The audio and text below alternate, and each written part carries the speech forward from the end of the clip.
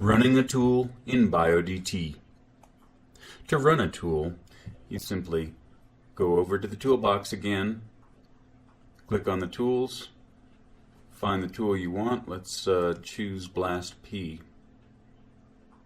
If you double click BLASTP, it actually opens up some general information about it. Search protein database with protein query sequence or sequences.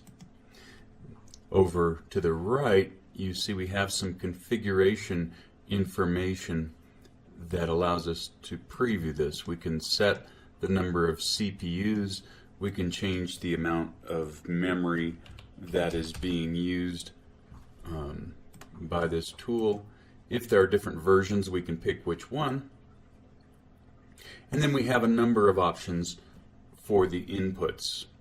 We need to obviously introduce the query sequences, decide which type of BLAST we want to choose. We can look at advanced options, and we have to specify the database path and name. You notice that some of these bars have a red frame around them, and that means that this field is required. So we don't have to change the options from advanced to basic, but we do have to specify the database path and name and the query. To introduce the query set, we'll click Files over here. You can see I have quite a few files. You probably won't have that many.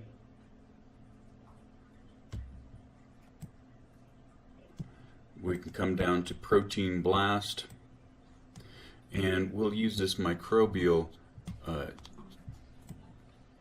protein set sulsp.faa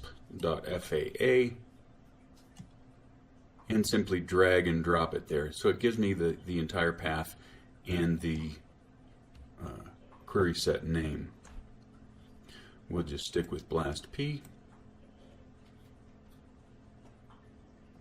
For the database, we'll use Swissprot.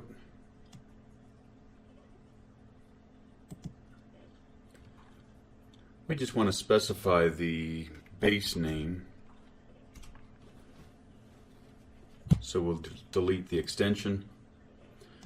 Tab output is okay. We can choose the usual pairwise, query anchored, tabular, comma separated as we like, but we're not going to worry about that right now. And then for the output file, we'll drag the directory to it.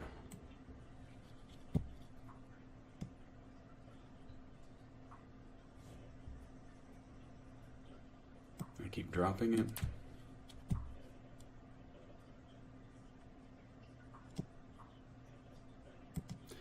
It says user gallery protein blast / output, and then we'll give it a name.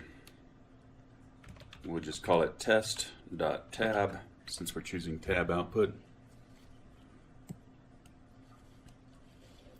And if we scroll back up to the top, we can use what's called quick launch.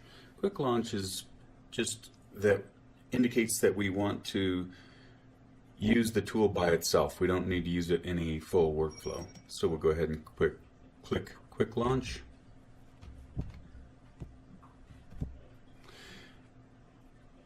And we get a little icon in the middle that indicates that it is starting to run.